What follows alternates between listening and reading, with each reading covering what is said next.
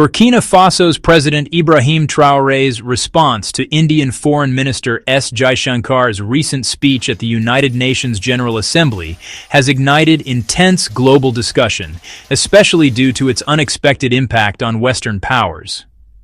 Traoré's effusive praise of Jaishankar's address, which was unusually candid about Western hypocrisy and the failures of the UN, amplified a groundswell of discontent among emerging nations and signaled a shift in global political alignments that is rattling traditional power centers. Jaishankar's address before the UNGA in late September 2025 was widely regarded as one of the most direct and forceful interventions by an Indian leader at the world body in recent years.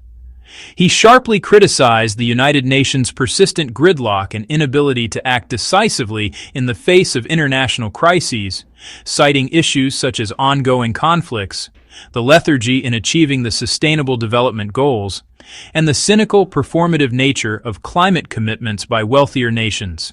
The speech called out state-sponsored terrorism, particularly targeting Pakistan by name as an epicenter of global terrorism, and highlighted India's ongoing struggle with cross-border militancy.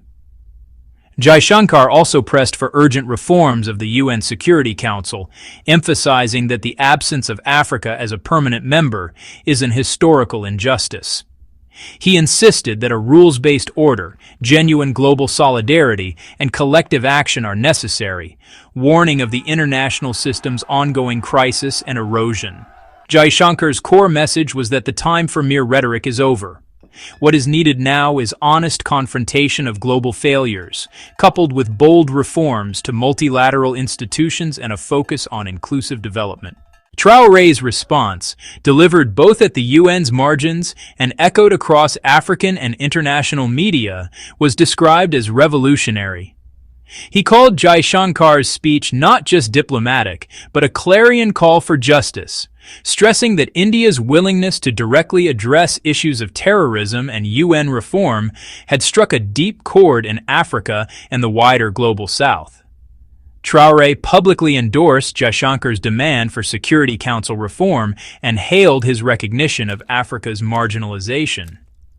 He lauded India's record, over 600 development projects across 78 countries, as proof that emerging nations can partner for equitable progress rather than perpetuating dependency. Traoré also emphasized India's humanitarian values, comparing Delhi's pandemic response pretty favorably to what he characterized as Western discrimination and indifference.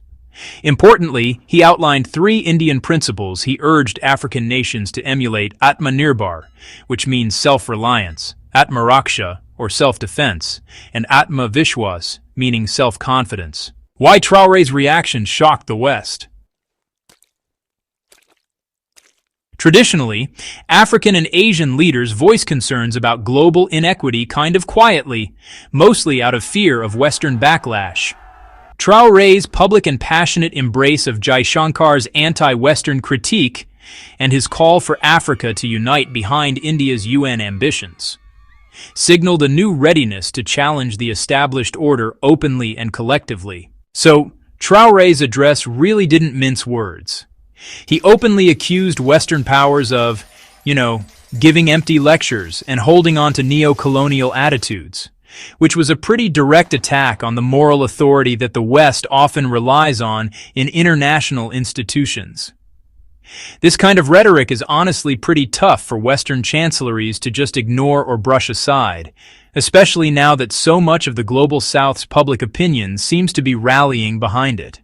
So, soft power realignment. Burkina Faso's leader actually celebrated India's international development efforts and technology partnerships as, genuine alternatives to conditional Western aid or Chinese influence. This really challenges Western claims to global leadership in areas like poverty alleviation, innovation, and governance reform, highlighting Global South agency. Traoré's speech made a pretty strong case that emerging countries are just not going to wait for permission from the West anymore. Instead, they'll demand representation and respect on the world stage, by force of numbers, voice, and action if necessary. He actually projected this as a fundamental shift in world politics, recognizing a real pivot point where Africa and India become natural partners in a new world order. Ibrahim Traoré, who's just 37, has positioned himself as the inheritor of the anti-colonial, pan-African legacy of Thomas Sankara. He's really championing African agency against foreign tutelage. After years of coups, foreign military presence, and honestly, a lot of contested development projects, his defiance resonates powerfully at a time when African nations are reassessing partnerships. By connecting his own national revolution to the philosophical stance of India at the UN, Traoré leveraged both symbolism and substance, reminding Western capitals that global multipolarity is setting new rules. Thank you for watching.